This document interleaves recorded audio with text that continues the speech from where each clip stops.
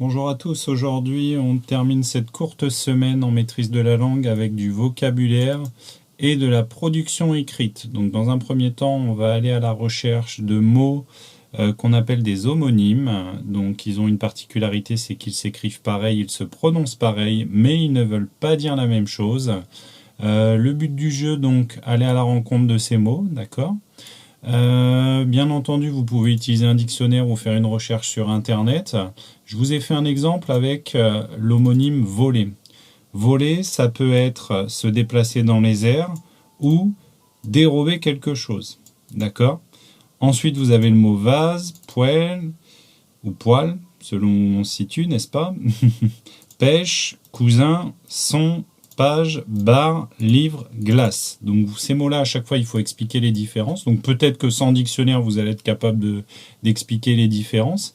Ensuite, je vous propose, on va faire un petit recueil justement d'homonymes que vous pourriez connaître ou d'autres homophones. Alors les homophones, c'est un petit peu plus facile, d'accord.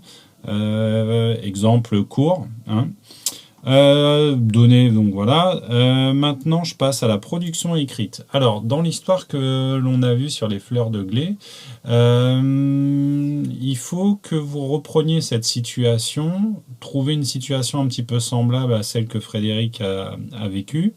C'est avoir très envie de quelque chose, essayer de l'obtenir, réessayer plusieurs fois et ne pas y parvenir. Donc là, je vous ai donné des indications en termes de longueur. Donc pour les CE2, 3 à 4 phrases.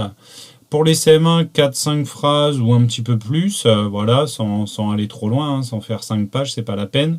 Et enfin, pour les CM2, plus de 6 phrases. Je vous ai donné notamment des indications pour vous vérifier avant de passer au propre ou avant de recopier. Ceux qui travaillent sur ordinateur, vous pouvez bien entendu produire sur l'ordinateur. Ça ne me gêne absolument pas. Voilà, allez à bientôt et bon courage, j'ai hâte de lire vos histoires.